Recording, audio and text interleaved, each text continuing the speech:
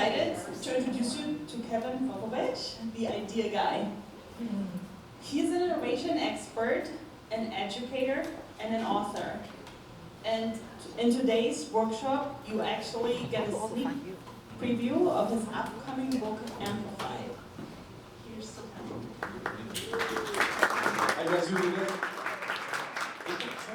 All right, so this is a doing workshop. So as I'm gonna do some of these things to get started, I'll suggest those who has ChatGPT, please log into it. Like, so who's still using a free account and doesn't log in? Don't do that. Log in, at least log in so it remembers the stuff that you're doing. Who has a $20 account? Best 20 bucks I spend a month. Okay, listen, if I had 20 bucks to spend on Netflix or ChatGPT, I would get ChatGPT because I can make money and then I could get Netflix. Okay? And if you have not done already, put 20 bucks in this subscription. It's the best 20 bucks you can do. A lot of the things that I'm going to show you are predicated on a login that remembers, and I set up projects. You need to have the $20 membership, subscription to do so. Yes, sir? So you can Netflix and chill and you ChatGPT and chill. I'm sorry, please? You can Netflix and chill and you ChatGPT and chill. I don't know, we'll work on that later. So the reason I do this is because, so how many people are designers? Like, that's what you do for a job, right? How many people pay designers to do stuff? That's okay, you're welcome too, right? So this workshop is for people who do things. So I'm going to show you how I've been doing things the last 2.5 years. So this isn't like, I just got ChatGPT and figured some things out. No, like, this is how I make my money. I have the $200 subscription, I have the pro one, because I'm making money off of ChatGPT. It's making me better, faster, and I generate more revenue, a better product. So I'm a giant advocate, and if you know, and they start adding up, right? You get like Claude, you've got Claude, right? There's a couple of that ones. Gamma, nobody uses Gamma? You don't want to use it after this, right? I built my presentation in Gamma in about 7 minutes, because I kind of wanted to eat the dog food, right? Today is AI day, right? So I went to the deck, so I put an outline together in Google Docs. I'm like, go and teach them this, and this. Copy and pasted that into Gamma. Gamma made my presentation, which I'm going to walk you through. I tweaked a couple pictures, let the rest be as a conversation starter for us, right? So AI is here, right? Everybody makes the comments about AI is not going to take your job, right? It's not, but somebody who knows how to use AI is going to take your job. And I'll liken it to, okay, so how many old designers remember like Letraset, right? And like press type and all that stuff? You guys remember when desktop publishing came around? And then you had all the, oh, I'm a purist, I really want to rub my type on. Yeah, where are those people today? Nope, right? And then you have people, then you have like the World Wide Web, right? And I'm going on and people like, I'm not going to design for that. You know, I got a fight with my 2 partners at Idea House. We had these 2 guys in this, it was like 92. And these 2 people came in and like, we're IT people and we're making these things called web pages, but they kind of look janky. Can you help them make them look better? And my 2 partners were like, no man, that's not what we do. I'm like, the hell it ain't. And we got into web dev. We made a boatload of money in early web design. Right? And so you move fast forward to all the stuff that came from there. Now you got today. Are you going to use generative AI or not? Depends. You still want to work? Right? That's where this is at. And this isn't like a, hey, maybe in the future. If you're not using it today, you're effing around at work. You're antiquated already. Hate to be the cold wind of reality. I just did a keynote in Mississippi for the Gulf Coast Business Coalition. I told 600 business people that they're already behind. Right? Now, the 10 of them that were already doing stuff, you know, we gave accolades, but you know, it's not only here, like it's already going places. It's already in its next version. So if you're not using it in your work, you got to figure out how to do it, and I hope I help you figure that out today. Okay? So the whole point about this is amplified power problem statements. How many people are familiar with problem statements? Who never ever heard of a problem statement before now? That's okay. Come on, you can tell me the truth.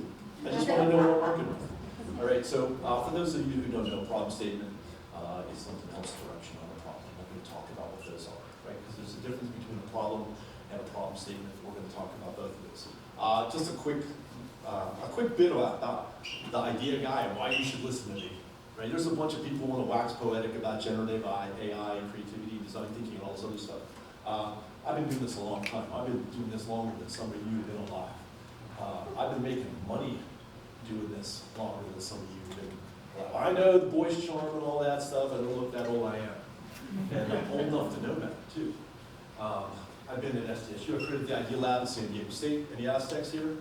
Go Aztecs.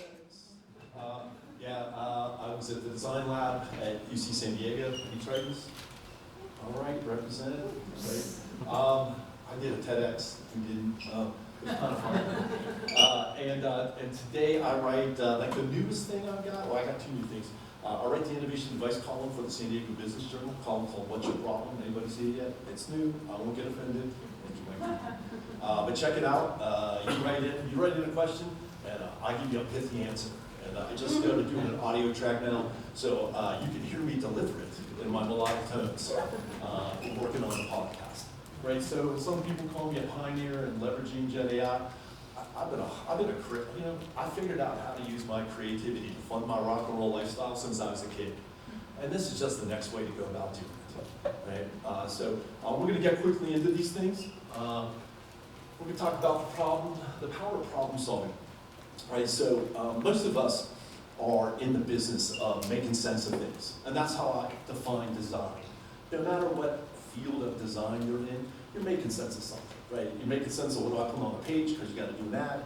You're making sense of a room and the contents in a room. You're doing interior design, et cetera, et cetera, et cetera. We make sense of things, right? But you have to figure out, it's looking at a solution, you have to understand what the problem is. So where I have been really intrigued in merging human intelligence and artificial intelligence. And by doing so, I believe we can amplify human intelligence. And that's the purpose of the book, right? Is to get to amplification. People are a little confused about how do you actually go about doing that. I found some things that work. I'm going to share them with you. You're going to tell me they make sense to you, and we'll go from there. Right. So the first part you have to get is the problem. You have to understand the problem that you're facing before you get into a problem statement. So I kind of broke this up into moving from problems to problem statement. Right. As my grandmother used to so eloquently say, it's easy to bitch, it's hard to do something about it. Right? And most problems come from somebody bitching about something, right? There's a problem, there's a state of something to do, that the way it is today, there's a desired state, and that gap in between is the problem state, okay? So we have to figure out how we move from problems to problem statement, right? So the first thing that you have to figure out is identify your problem. For those of you who are going to play along, it is much easier to use a Google Doc or like some kind of electronic document because I find myself copying and pasting between like a Google Doc and ChatGPT, back and forth and back and forth and back and forth. Journals are great, they're cute, they take super long.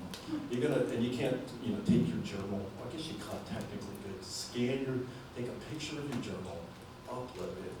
That's the long way. Right, so you have to figure out how are you going to work with this web-based application, right?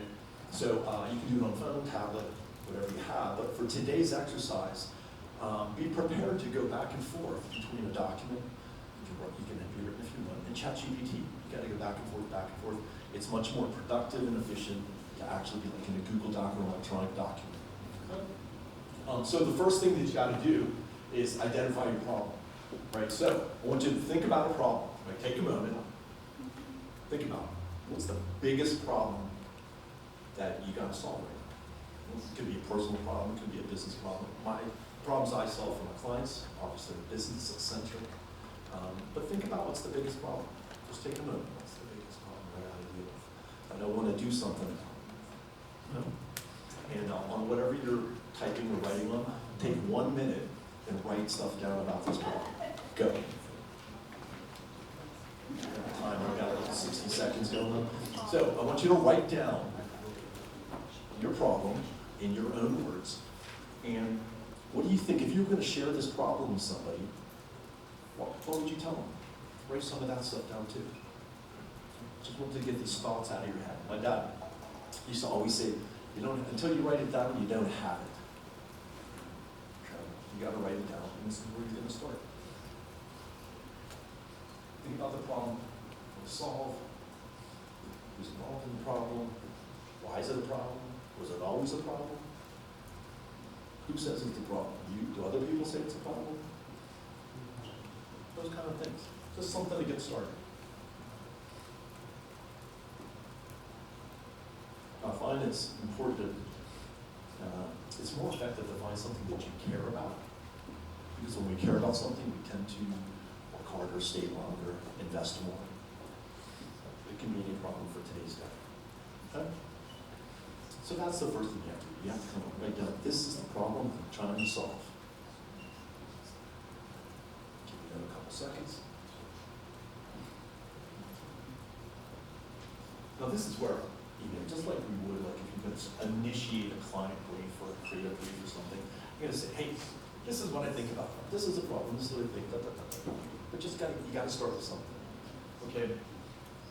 And then, you want to start documenting everything on that problem. You want to start building on your thinking. What's the context of that problem?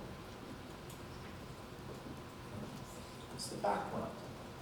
How did it start?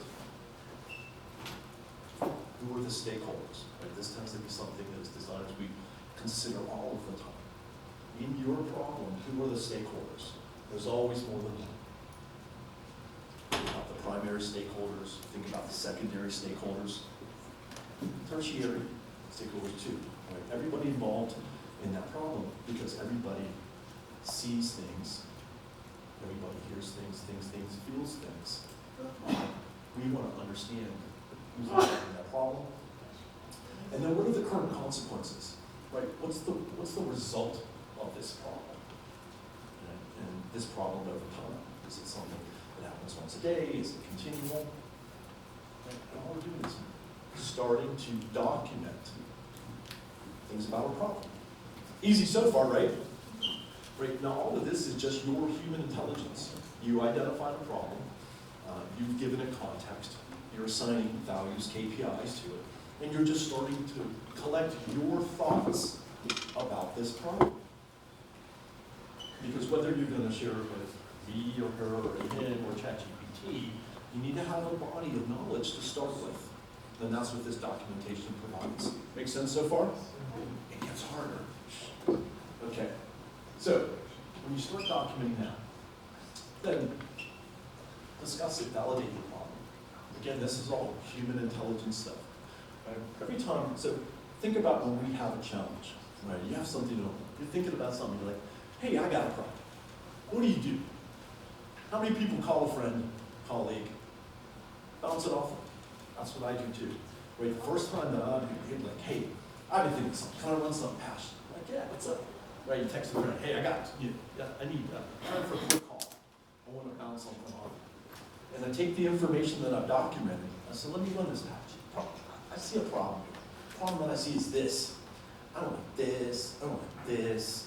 I think this is going to happen. This is what it's costing. What do you think? That's all I want to know. I want to get some feedback from my peers, my colleagues, other people whose perspective that I value in regards to this problem. I'm not calling my mom about UX UI design. I'm calling Shane Harrington for UX UI design. I'm calling my mom about like a cooking recipe or what to do about my pain in the ass brother. But you have to be right about context, right? You call somebody who can give you some valid feedback. Again, not very hard, not very different. Isn't this what most of us do when we start to talk about a problem that we care about? Let's talk to someone. Yes, sir. Can you say more about challenge or assumptions? Again, a word for The very last bullet item? challenge or assumptions. Yeah, what does that mean? Well, a lot of times, like when you come into the problem, I think people make a lot of assumptions. Like if I was start working with a company that I know something about, I have some context. So when I see a problem, I'm like, they've been having problems for years with this. You remember this old product, and we make a lot of assumptions. I think the hardest part is to challenge the knowledge that we have coming into a situation and remaining objective. So that's what I mean about challenging assumptions, right? Most guesses are wrong. statistically speaking. So I'd like to have some kind of who says so behind it. So again, all I'm going to do is just identify a problem, I collect my thoughts, and I find somebody that I can bounce these thoughts off of to see, am I right, am I wrong, am I aligned, where am I going with this, right? Like that. How many people have somebody that they can call when they want to talk about different problems? And most of you. Those of you don't, call me. I'm always, if you want to talk about your problems, I'm going to be that guy, okay? Right? And this is, again, and I document this. Hey, talk to Bill. Bill thought this. Talk to Sue. Sue thought this. And then she thought, hey, you should talk to Mark because Mark had that problem. She just talked to him last week. And just start, again, documenting your thoughts because it becomes a lot of information to manage. And trying to do it in your mind as, I can't remember what it was, you said to let it marinate is good. Remember marinate. But it becomes a lot of detail to remember. And it's just going to become more detailed. So after you get into that, this is where you're going to get into using AI. Because you've identified a problem, you got your thoughts out, you talk to somebody, a couple people, you got some more data, and now you're like, yeah, I think the problem's this. And then you're going to start with some secondary research. And I do secondary first because I want to find out who else identified this problem. What did they learn about it? Right? Because usually we're never the first ones to try to solve something. So I want to go find who did what. And then, after I find out who did what, we usually see a gap. And like, yeah, but what about this? And then you can't find something about that gap. That becomes the basis of your primary research. You're like, yeah, I'll check this stuff, but you know what I really want to know is this. And if I can't find it, I'm going to go figure it out by myself. Right? And that's how I start to move from human intelligence into artificial intelligence. Again, I'm going to use AI in my secondary research because it's better, faster, cheaper. And then I'm going to have it help it figure out my primary research, filling in the gaps of knowledge that I've identified in my problem. Does all make sense so far? Okay, so now we're going to get into a prompt. How many people think they write awesome prompts? How many people are terrified to let anybody see the prompts you write? Yeah, I get that a lot too. Yeah, so I'm going to give you a framework for working prompts, right? And both of these can be used on your secondary and your primary research. Okay, there was a gentleman on Facebook that I got to give credit to because I sent Jonathan Mast, M-A-S-T. Big fan of Jonathan. I've been following Jonathan about a year and a half. And I've always valued that Jonathan helps make complex things simple to understand. He got, I'd say he's from Alabama or something. He got a little bit of a Southern guy's little thing to him, quite charming. But I shot him a note just to thank him for his good and ongoing content. And he and I are kind of besties now and chat back and forth. But my buddy Jonathan gave me some key points that I'm going to share with you that I found very, very effective in writing a good prompt. Because you can start with the go wide, but wide's pretty wide. Like how wide do you want to go? I think you have to kind of, as we say in education, you want to set chat up for success, just like you would a student or an assistant or even a colleague. Right? So the first thing you want to do is you want to talk about the role. So in a proper prompt, I start out by telling it the job title or the role that it's going to be, right? In this instance, if we do secondary research, right, act as a market research expert, right? Act as an expert in whatever field you want it to be in, right? But give it a nice big fat job title, right? High up the food chain, super smart, very powerful. Tell it the role you want it to be, okay? That's all you got to do with the first one. On the second one, you want to give it an assignment, right? Act as a market research analyst and look for secondary research related to my problem, right? My problem is primer. Now this is where I like the Google Doc. I copy everything that I wrote down in my Google Doc and I post it in my primer spot. And all this is like a continuous text feed, right? Line 1, act as a market researching analyst. Line 2, look for secondary research in journals, publications, like tell it where you want it to look and make it be expansive. And then in the primer is, this is what I know about my problem so far. Okay? And now the outcomes. What kind of outcome do you want? What I want, in the end, I need a comprehensive list of secondary research that's going to help me better understand my problem space. Now, here's the last one. Nobody ever thinks this, right? Ask questions, invite clarifying questions, right? I said at the very end, do you have any clarifying questions before you generate a response? Because sometimes it says yes. Why does it say yes? This is the audience participation part. Why does it say yes? Sorry? Yeah, it wants more input. Yeah, it's trying to do a job, right? It showed up for work. Hey, I'm here to help, right? That perky little intern that like, hey, what do you need help with? I'm here to do today, right? It wants to be awesome for you. Help it be awesome. Yes? We might also need permission with whatever tools you're like enabling, like if it's like a calendar or like whatever kind of permissions. Yeah, but usually you probably have that stuff set up before you do this one. Maybe. Maybe. Right? So with this one, I ask it, what do you need to know before you go be awesome?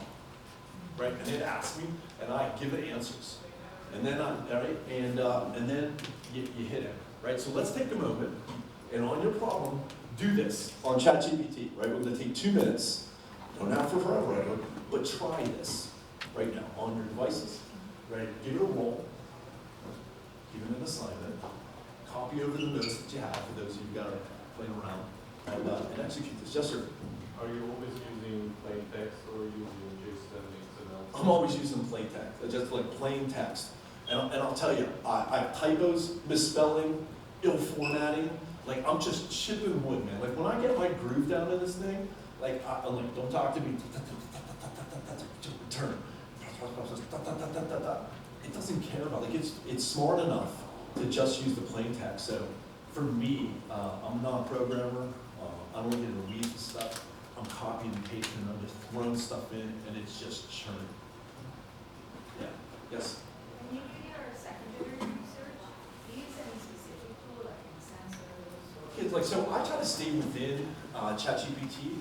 Do you guys ever see, how many people got a ChatGPT subscription? Anybody ever click on the Export GPTs button?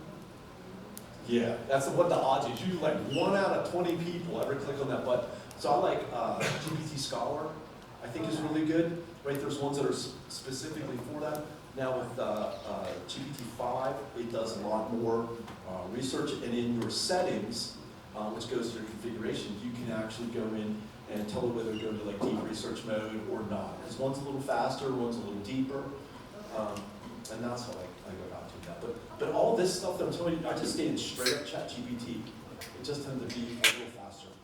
And then you know when you get this down, then you can kind of go off and do a little this, go off and do a little that. But I find it that people need to learn how to vacillate between that HI-AI chasm and just getting a workflow between Google Docs and ChatGPT is enough. And then every once in a while you'll spur out to Dolly, and it'll go to Claude, and then it'll go to Gamma, and it'll come back. Work all that stuff. Yep. So anybody run this yet? Can you give some more examples of good primers? I'm sorry? Can you give some more examples of good primers? Yeah, so the primer, all I want you to do is copy all your notes about your problem that you wrote down. That's your primer for now. That's all you need to get started. You just have to say, go here, not there. So if you say, the problem I see is this, I don't like is this, da, da, da, da, da, you have some people notes in it, you just kind of get a direction by going this way or that way. Okay? Obviously, the more that you put in that primer space, the more that it will be able to do at that early stage. But I think with this kind of direction, I feel confident about where I'm going. The thing's going to do what I wanted to do. It's going to do the trick that I wanted to do, which is give me secondary research, right? And then, the outcome, you can be as specific as you want. Give me secondary research, with academic integrity, make sure I have APA citations, go in the weeds with it if you want. But I like to keep it kind of like, give me executive summary, be sure to include all citations. Only give me research from 2015 on, only do US-based publications. I mean, whatever you tell it to do, it's going to do it. right? And this is the framework that we're going to repeat throughout the process. Remember, get a role, give it an assignment, give it as much primer to set it up for the win. Let it know the outcomes that you want, and then ask it if it has any questions.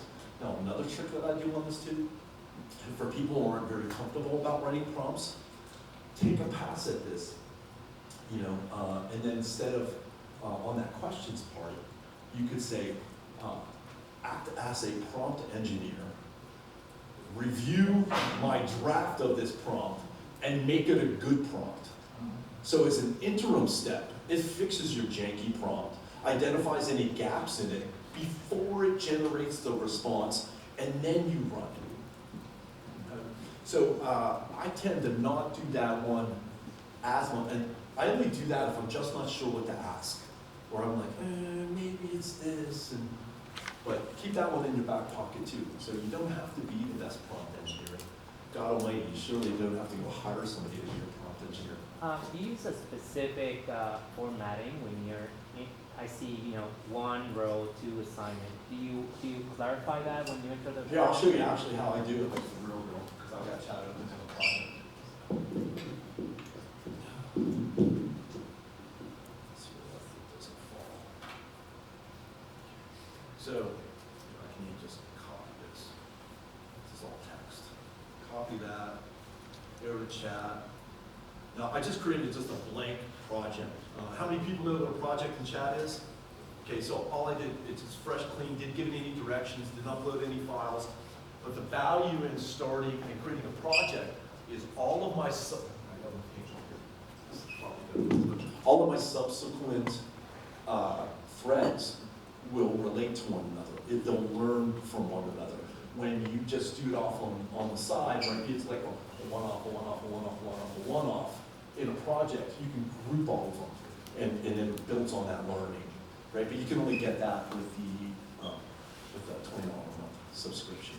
Another reason why I like it, because I've got projects for each one of my clients or initiatives, and I just keep building and building and building and building and building.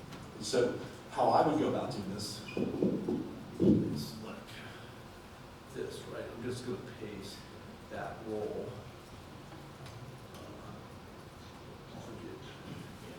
And again, just me, I'm ill formatting, I have typos all through my own stuff. It doesn't care. It knows what I want. And if I have to, I have two conflicting things. I start running this, and then my little Grammarly stuff goes off, and I just ignore Grammarly, because it doesn't care, and it knows better. Sorry, you had a question? Yeah, so can you use a prompt to prompt it for these things? So say It could be. Yeah, because this has the prompt in it, right? Because I'm going to draft my prompt based on the framework I shared with you. Yeah. So all I did is copy it from the slide. I'm going to show you how I would use the exact same model just to build out my prompt quickly. Okay, so I'm going to give it a mark in the ant list with expertise in design thinking. Like that. Job title to body assignment. Look for secondary research in design thinking after 2015 that speaks to the business use application. Primer.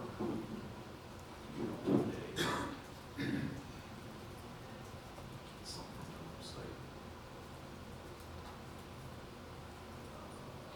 Actually, I would call it primer.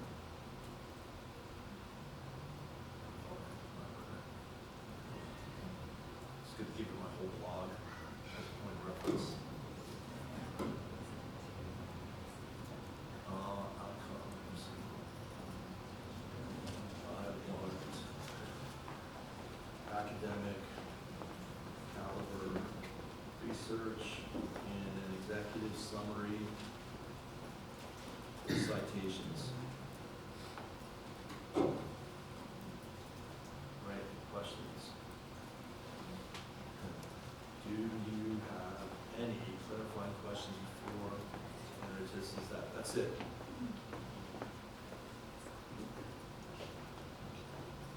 Now I'm using ChatGPT 5, that's the new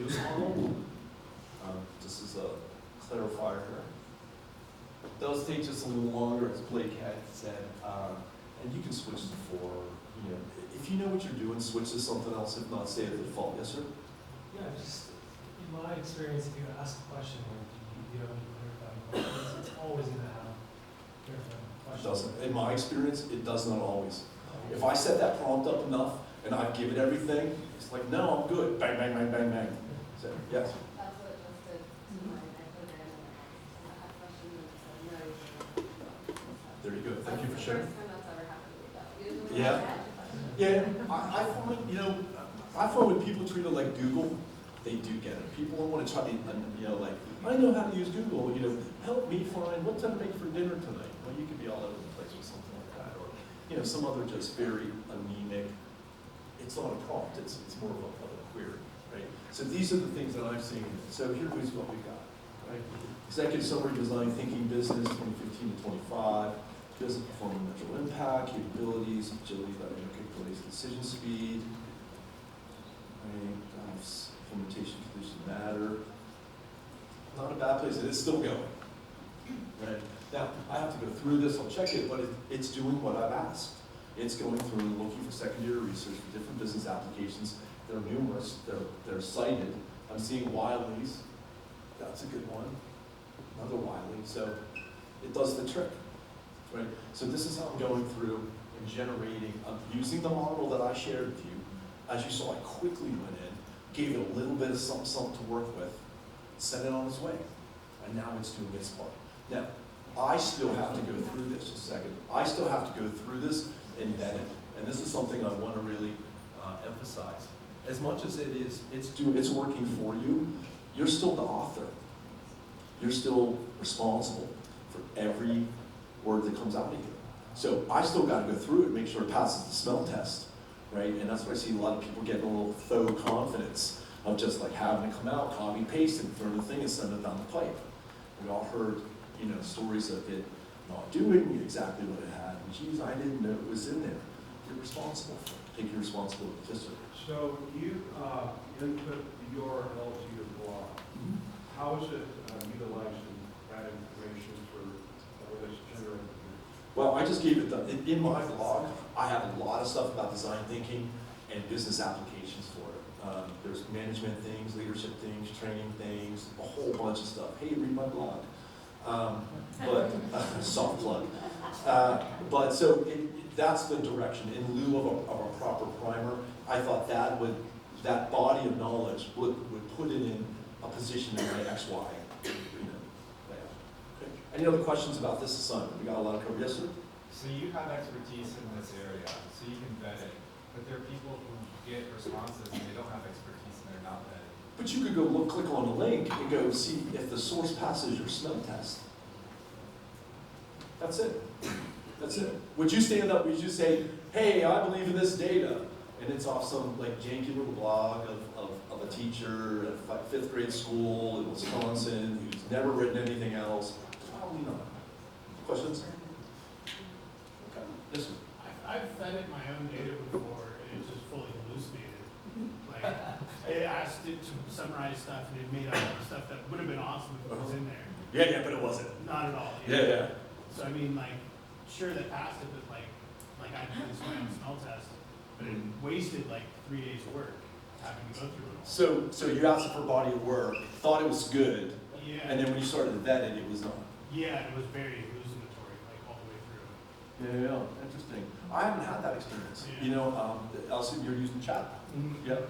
You know, I haven't had that experience. Yes, ma'am. Do you have to specifically ask for citations to know where it got the information from, or can you then ask where did you get this? I like to just do it because even if I get a block of text, you know, that I'm going to read it and that's going to influence me. So if it's something like way out, I'm like, where did that come from? I don't want to just take it as part of my assumptive learning, right? Hey, to your point, I believe all this stuff to be true. I'm taking it in and processing it. It's influencing my direction. I did a bit.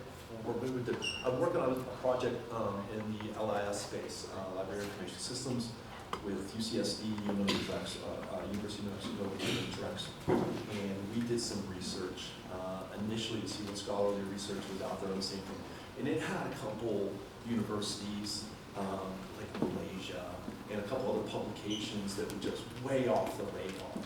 And it just didn't pass our smell test. So it met the criteria, it was a journal, it just wasn't a respected journal or even a known journal. And we were uncomfortable in that data, so we excluded that. Again, we have to be responsible for it. Yes? I guess my question is that having two different accounts, one for like basically talking and different or basic business questions, and one that's just like your personal hype dealings with ChatGPT. Does that make data like much better? Does that make sense? Because I feel like your personal prompts about your life or just food or random queries and maybe convolute its interaction with you, so it might give maybe different responses based off of two different accounts and interactions. So I only have a single account. Okay. So do you run two different accounts? I do have two. Why? Because you don't want work to know what you do in your real life. Yeah. Yeah. To me, that just starts becoming cumbersome. Okay. Yeah, and the only reason I think you do it is because you don't want to kind of mix.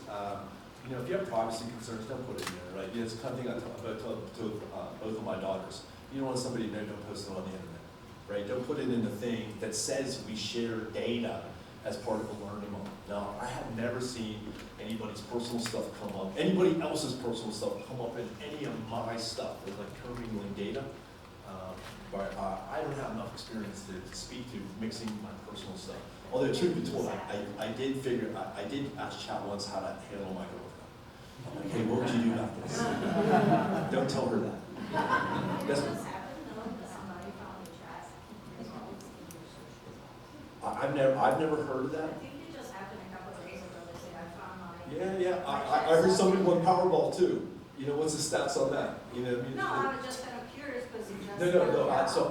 I liken it to Powerball because I think there's always we always hear a story, right? At statistical odds, right? Guy fell out of an airplane, didn't die. Wow, right? Guy won a Powerball, right? Won and like with those crazy. Somebody's data showed up in something else. You know, I think it's I see this as an anomaly as what we'll call a power user. Yeah. I guess my question is that if I made my ChatGPT the exact same prompt that you did, would it generate different results? Yes, because everything is unique. Okay. Yeah, I've never seen, and we've tried to do it like copy paste the thing, and there's always some variant in it. Yeah. Yes. Does the subject on the left, if you go back 3 days later and want more data on that, can you tell it what project to look? You just pick up where you left off. And so you pick up where you left off in the prompt. Yeah, like I can go to any one of these projects that I did here. Like I was working on EOS integration, comparing it to cells acceleration, and this is where I left off. This was like last week.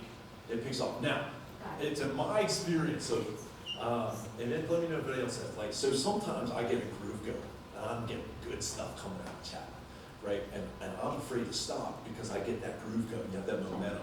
And I don't know if it's perceived or real, but it seems like when I stop and I come back and I'm writing a thread and I just pick up where I left off, it just doesn't have the same thing. It just doesn't have that same mojo. So I don't know if it's perceived or not, but if I have something good going, like if I have to do a series of like 10 chapters and I have to do a summary and I love the format that came out of the first 6, I'll be damned if I'm not going to do those last 4 because I don't want to have to come back tomorrow and all of a sudden it's got like, you know, it's not feeling that good there. It's cranky. And now I get a different and not as good product. Yes, sir. Yeah, I've had that thought before, and so I just keep going. Yeah, I do too. And I don't know if it's real or perceived, man, but I'm not going to jinx it. Yes. So it is real. It does offload. So if it goes inactive for a while, it'll basically remove all the context from memory, and then when you come back to it, it'll go back through the history and try to paste it all back in, but it's a different state. So what I do for that is I actually, when I know I'm going to leave, I ask it to create a full summary with all the context so I can come back later, and then I paste it into Notion. Oh, right. And then I come back later and I caught even the same chat. It has all the content. Here's everything that you need to know. Let's pick up where we left off. And you feel like you kind of get to where you were? It's better. Yeah, it's better than. But you're right, that there's that flow that you don't want to lose sometimes. I don't know, man. I know. I don't want to jinx it. And I'm trying to be very techy, right? But I know I'm bringing like feelings and assumptions, and it does this, right? I still haven't like hit it on the side like an old TV to make it work yet. Yes? Can I just jump on the concern of privacy? If you use the button upright, share, it will show up in every Google search. Oh, when you create the link? Yeah, so it's not like sharing it with PowerPoint, it's really privacy concern. Yeah, I haven't heard that one come up yet, because I just started trying to share the link with somebody who didn't have it, or somebody who did have it who wanted to build on my thinking. But I didn't hear that it's going to come up in search, so thank you. Can you actually say that again?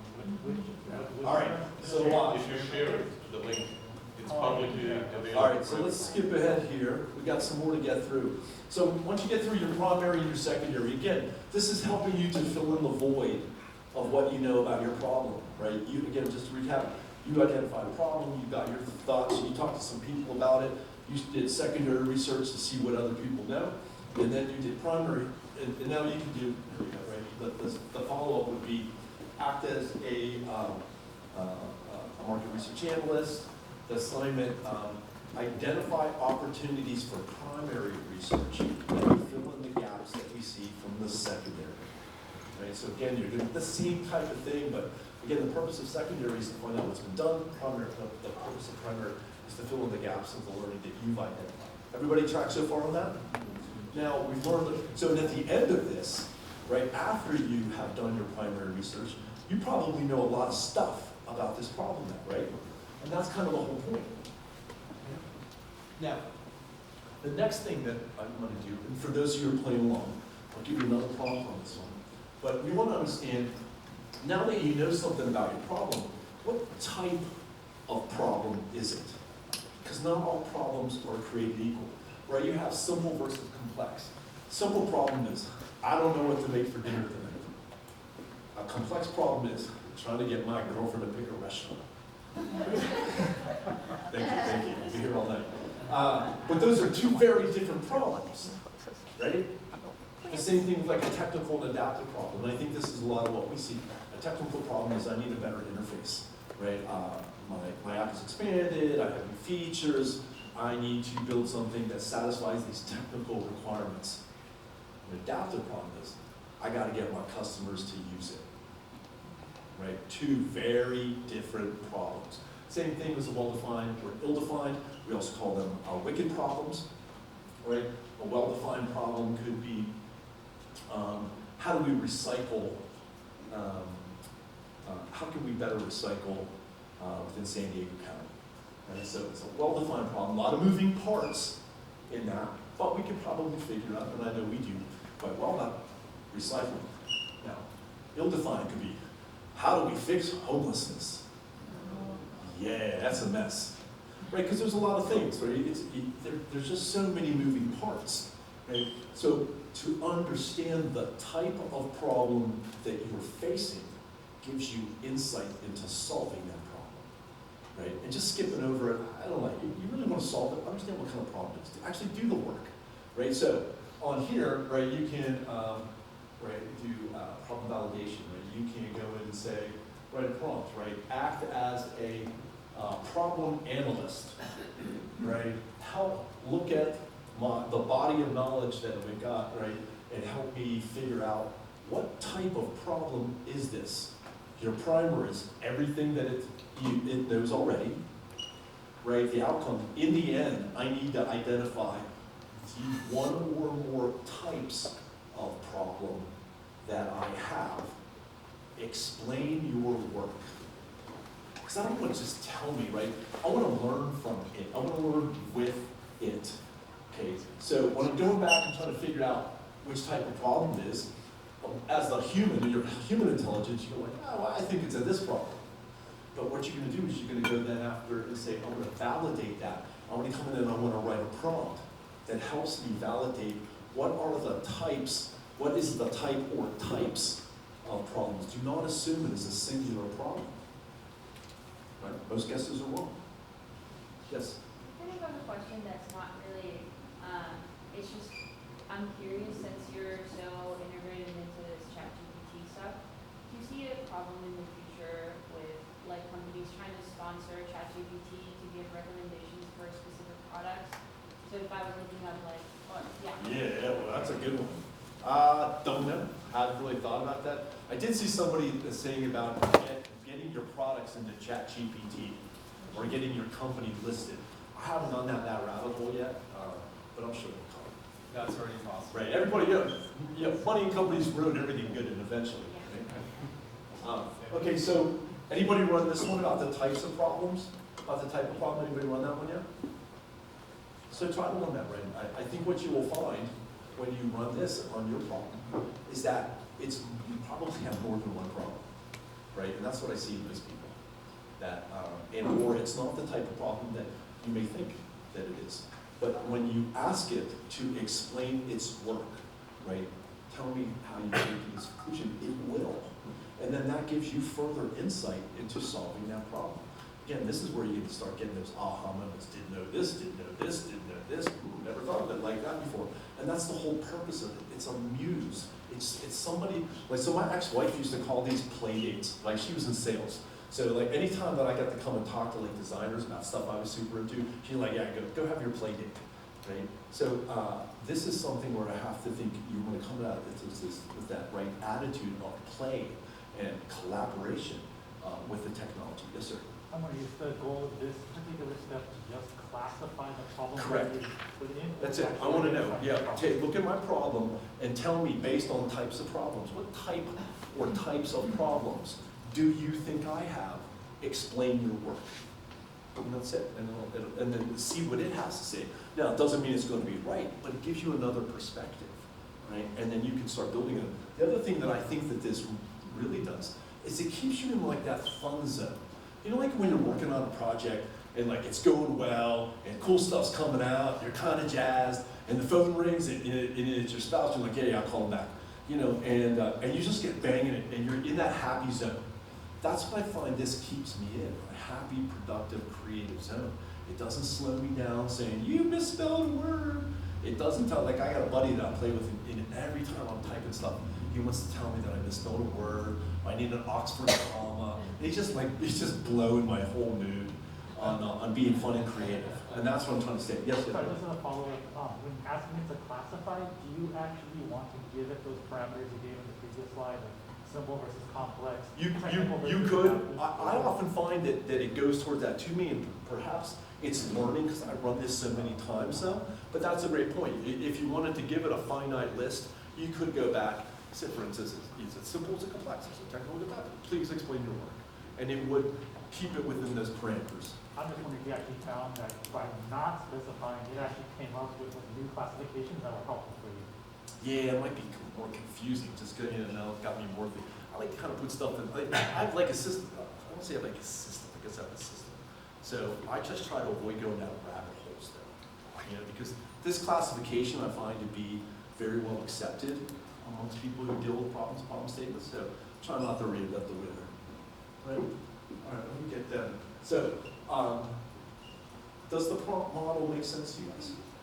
Yeah. Does anybody who has experience do you have any suggestions for me on how I can make it better? Go ahead. Yes, sir. This is our last one. Yeah. I've been playing around with this lot. What I've done a lot lately, and I'm doing this with market research, is putting in the exact same prompt strings of Gemini and Chat and comparing the difference, and then copying and pasting them and having them cross-analyze each other. Okay. Chat definitely outperforms Gemini by like a 10x factor, just to give you guys a conclusion after a year of playing this. But you do sometimes learn some things by cross-examination. Right. The other thing I'll tell you to that point, anybody play with Gistify? Anybody see Gistify yet? So John Carter made this thing, my buddy John, called Gistify, Gistify. And what it does is you can put a prompt in and it'll feed them to all four, give you an average of the output, but it still tells you the individual ones. The reason I make that is because with a lot of the research software that's out there these days, what they're doing is they're developing GPTs to cross-check each other, so that when it's like doing a summary of an interview or something like that, it's not just spitting out the first response, it's actually got a series of checks and balances, and that's improving the quality of the results. Well, you know, when the robots take over, maybe one of them will dime out the other ones. We get a head start. We'll see. All right. So let's get on to the next part of this, right? At the vet, so you go through all this stuff, right? What does it say that it is? It's complex, it's that. You give it feedback, you're back and forth, right? Review, reflect, and respond. And again, this is your responsibility. It's helping you, but it's not doing your homework. It's going to come in and say, this is what I can tell you about this, is what I can tell you about this, but you have to make the decisions. And all of this is to get to the end of the problem, right? And now we're going to get ready into the problem state, right? Now you have to move into the problem statement. So this whole first part was you doing just some due diligence to learn about the problem that you want to solve. Is that all track so far? It's still a problem. And now we have to move into a problem statement, right? So the problem statement that I teach is a how might we framework. How many people are familiar with how might we? How many people never ever heard of a how might we statement? Thank you for letting me know. Right, so how might we is an accepted, well, it's accepted, it's a standard model in design thinking, and all the people that I know, it's how might we help who do what, achieve what goal. Here's a framework, right? How might we, I like the word help as an action word, because who doesn't like helping people? You give it a user, how might we help these people do what? What's the change you want to see? And then so that we achieve which goals, what are those benefits, the KPIs at the end, right? So drafting a problem statement is a bit of skill in and of itself. So from the HI stuff part of it, from your notes and your learning and all the problems, you would draft a problem statement. Right? How might we help my girlfriend pick a restaurant that doesn't cost $1 million, and I can get somebody to eat, and I'll be home before the football game starts. Right? You know, those KPIs and that. From that, right, you need to get your AI feedback on this problem statement. So when you draft your problem statement, I'll take it into chat and I'll ask it for feedback, right? And I'll show you, I think I have my little set up here on how I go about doing that.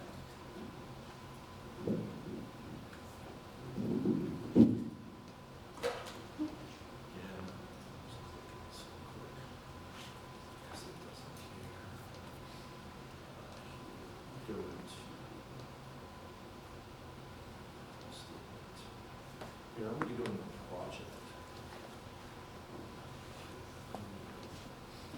So this project is going to replace my primer.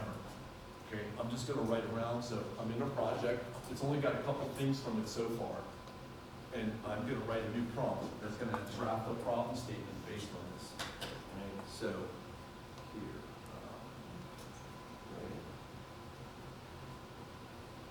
Act as a design thinker. Assignment. Draft a problem statement based on the how might we model.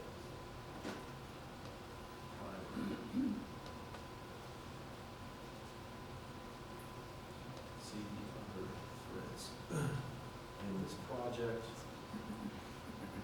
Outcomes. A problem statement. Follows how might you model or teach, and that helps people understand who is involved, the change needed, and the KPIs we may measure to evaluate a solution. Again, my typing is horrible, it doesn't care. Right. Do you have any questions before you generate the response? Yes, a couple clarifying context. This is a problem statement with a specific client. Here, one applies to all clients. Number two, stakeholders. Who should be present and what people involved? Here. Two, executives only. And not care about my typing. Three, changing. Do you already have a direction for transformation, improve engagement, increase adoption, and increase adoption, reduce friction?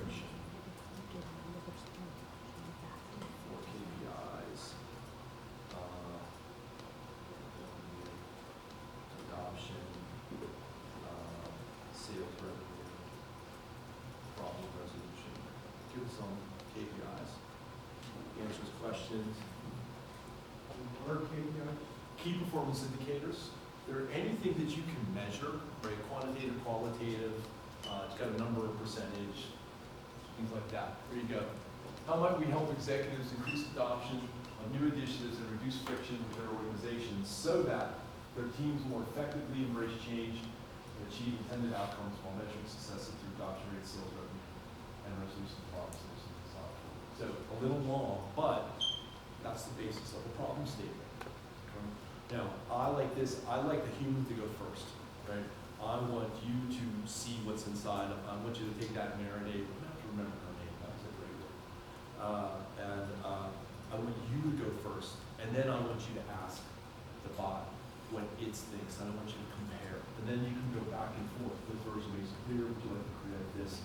And I go back and forth, I'm like, what about this? I don't think about that word. This is where you get to play with that colleague in that play date scenario, right? Ad nauseum, back and forth, like this word bugs me. Remember that other word, check this other thing, what did they say? Until you get to a happy place, till you get a draft of a problem statement. Just some direction to say, huh, that sounds pretty good. That's all you need at this point, because you're gonna do a couple other exercises that's going to help you get to this point, right? The other thing is, now you can do some enhancements against this problem statement, now, right? Assuming now you've gone through this and you have a draft of a how might we problem statement. I run a couple checks against this in that iterative thing. Can you make this, like for like empathy is a great filter, as does POV, points of view, validation. I run a problem statement against what would each of the stakeholders involved in my problem think about this. Please break it out per space, per stakeholder, and explain your rationale. And it says, well, stakeholder one would see it as this, and this is why I think they'll think it. So now you're doing like these little faux focus groups against data sets. So before you even go out and start bouncing stuff off community members, you can pre-flight a statement to see what do they think how do they think they're going to react to that. Again, you can do this by yourself. Right? And I'll show you just one of those. All you got to do is take this, go and chat. Again, I'm going to do the short version of this, but here. God, here's more up there. Use a center of regret, the problem statement, get the structure, what it feels different. How might we support executives in guiding their people through change with less resistance, blah, blah, blah. Now you're playing with wordsmith, right? And you can continue to go through this, right? Does this problem statement show us all the nouns? Explain your thinking for my review, right? I want it to do the work, but I don't want it to make the decisions. Yes, this problem statement does show us all the matters. Who's involved, change needed, the outcomes, the summary of everything there. And then on the last one, stakeholder perspective. How do you think each person involved in this problem responds to the problem statement? I always like this one. This helps me see things I have not seen before. This has kept me from embarrassing myself. Didn't think about that one. We'll break it down. You can do empathy maps. Anybody who does empathy maps? Anybody do empathy maps? Anybody never heard of an empathy map? Okay, this is empathy maps, right? That I like from here, right? Based on this learning, create empathy maps for each stakeholder, which it knows what an empathy map is. So I don't have to tell it to you. Break down a profile that is something that says, what it thinks, what it feels, what it does, its pains and its gains. It knows what an empathy map is. I just have to be smart enough to ask for one. And it goes, how many people know how to do empathy maps for projects? Don't you wish you could do this fast and that'd be good? I mean, it takes a lot of time. You know, each of these things takes a bunch of time. But where I really value this the most is that this keeps me in a leadership position. This keeps me in that zone where I'm thinking, I'm creating, I'm making stuff happen. It doesn't take a break like, well, okay, it's Thursday, we're going to do empathy maps, and we all know it's going to take forever. So let's do it like 2 weeks, right? Who's going to do a draft? Okay, you do a draft. And then, and they take forever. Everybody knows they take forever, and they're shitty when you get them. Right? So, yes? I did something similar for usability testing. Mhm. Like I kind of record all the testing information and place it as a copy and then ask for a card sorting, and it kind of like make it as well as this. Like you completely divided in a card sorting would take And it's great. Then you just have to be an editor. You don't have to do it from scratch, right? Because again, some of these things, the output is valuable, but you get that output is laborious, right? And nobody wants to keep jumping on grenades every time. Like, okay, let's go do a competitive analysis. Okay, let's go do some focus groups. But this stuff takes forever. It's not the fun stuff of our job. It's critical, right? But there's other ways to go about doing it. Now, this will tell you that first draft, like, hey, this is what we think that we got going on, and you still have to vet all of it. But man, does this save a ton of time. You know, and quite honestly, it doesn't. Like when I'm working with students, it's way better than the students work. Now I'll have them go help me generate a giant data set, right? Pull the data set in, right? But like, go and ask the students to do this. They take forever. You do a lousy job. I'd rather just put it in and have chat, and then have them validate it. Right? I'll give it to the kids and I'm like, prove me wrong. Right? And then you have them go at it. You know, that's a good use of their time. So there's another prompt after that. I'll show you how to use that. And then you have these human-driven updates, right? When you get all this stuff back, you need to review all this. You need to reflect on it. And at the very end, you can get into looping in those people that you talked at the beginning of the problem. Right? So a good problem statement is going to travel around. I text them to people like, hey, you want to bounce this off you? ... Second text, copy paste my problem statement. What do you think? Does this make sense? Tell me what this means to you. I put it in emails, I put it in presentations, I put them out on social media sometimes, depending on the audience that I need to work with, because a problem statement should be a communication tool. And when done well, it serves as a North Star. It says, this is where we're going. And without that, people wander. So you need to have a North Star, especially if you have a big community that's contributing towards solving a problem. And I run this program called an innovation funnel, and it's a model on how groups of people come up with new ideas. You know, and it starts with having that problem statement, and that says we're going here, we're not going here. And along the way, it sometimes serves as a social contract. Hey, remember when we got started, we said we're going to solve this problem. And then when there's a challenge on the team, and somebody says, hey, I got this other idea. I'm like, I don't know, when I read the problem statement, it says that's not what we're working on right now. So this problem statement is very valuable in a project for a bunch of different things, and it helps to facilitate conversations with key stakeholders about what they think, what they feel, what they see. And then you get all this feedback, and it becomes really a game of wordsmithing after that. Yes, sir? So this is a great framework. Were you using a variation of this before AI came along? I was doing it without all the AI prompts, and this is taking forever. You know? And it was subject to, you know, everybody's schedule. You know, it was all human intelligence. So take it for what it's worth, right? It depends on who was collaborating. Like if I was on a student-led team, I'm usually the one that drafts the problem statement. Everybody tells me, that's awesome, I think that sounds good. Like, I'm not getting anything for most of the kids that I work with at the university. Now some, I got a couple of rock stars, but for the most part, you know, I'm driving. Now when I go to a client project, I get a lot of input. But again, it's a series of negotiations between people. You know, now you got to have your people skills, right? We have to do active listening. Everybody has to be heard, and that stuff's all important. But oftentimes, those situations came in to who's going to sell their case harder than somebody else. It comes into power dynamics, right? You know, anybody, you know, I'm a recovery marketer. You know, and I can't tell you how many times my great idea was shot down because somebody said, don't forget who's writing the check. Yeah, I never forgot. Yeah. So I like this because it lets the data speak, right?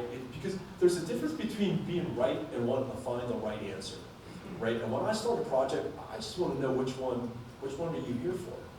You know, because when I was a young designer, I'll tell you, it was about being right. Right? I tried to get a job right out of school, and I was a creative who thought he should be an account executive, And like, I was all mixed up, and nobody was gonna hire me, so, oh my God, I'll show all you, I'm gonna create my own agency and steal a project from everyone, even I did. And as a 25, I was all full of like spite, and I'll show you, and I knew everything I needed to, and I had to be right, because I had to show them what they missed out on, right? It was an ego thing, I had to go get mine. And then at some point, you know, I got all my ego fills out of that stuff, and I just realized that there was more to that, you know. And now as a vintage designer, yeah, and I'm more interested about finding the right answer. That's much more interesting and exciting.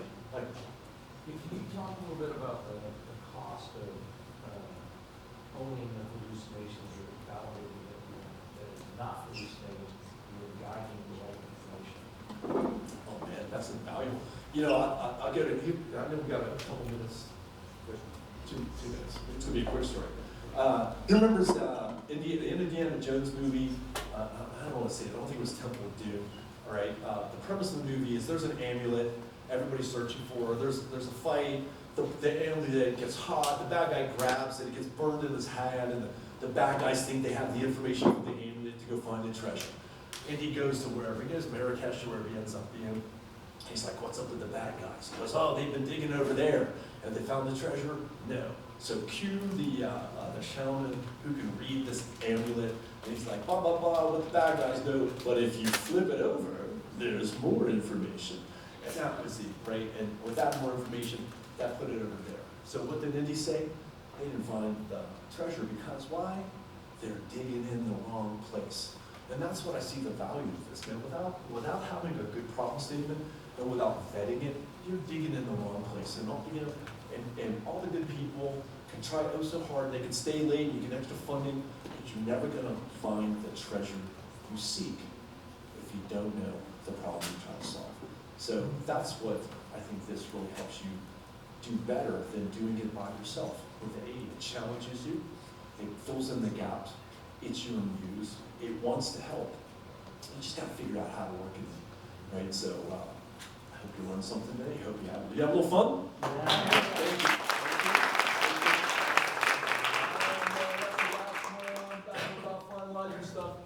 Again, my name is Kevin Popović. I'm the Idea Guy. Follow me on Instagram. We'll have some sneak peeks of my book, Amplified, and a bunch of other fun stuff up. I got a gig at SDSU for some of those aspects. Next week, we're going to be doing some stuff. Thanks, everybody, for coming out on my play game. I appreciate you.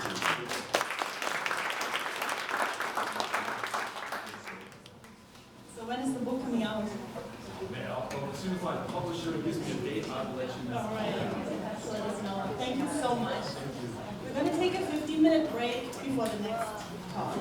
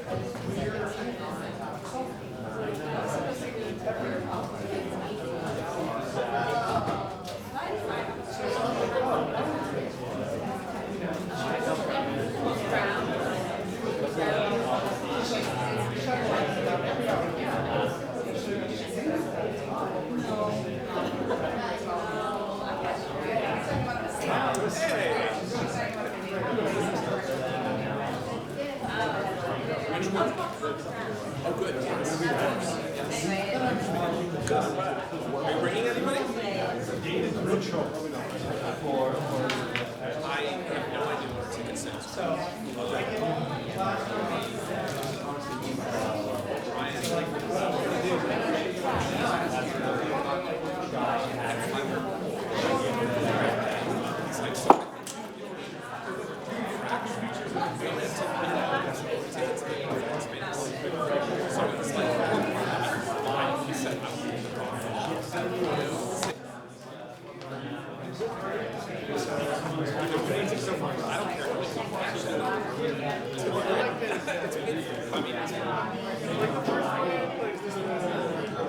Yeah. So if you just this is AI there. Hi, welcome to Alaska. How are you? I'm great. I include your warmth. Jacket. I know it's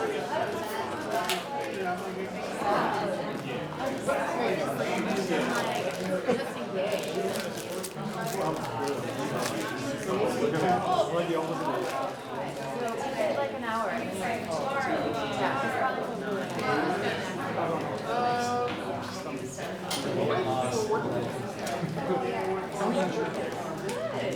Are you still at four? Yeah. Sorry. It's One of the big. I was close. yeah. Yeah. Yeah.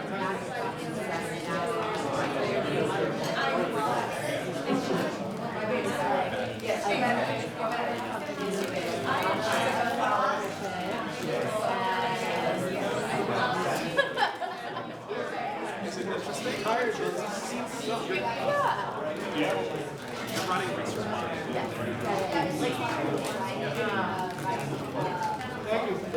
Thank you. Thank you so much.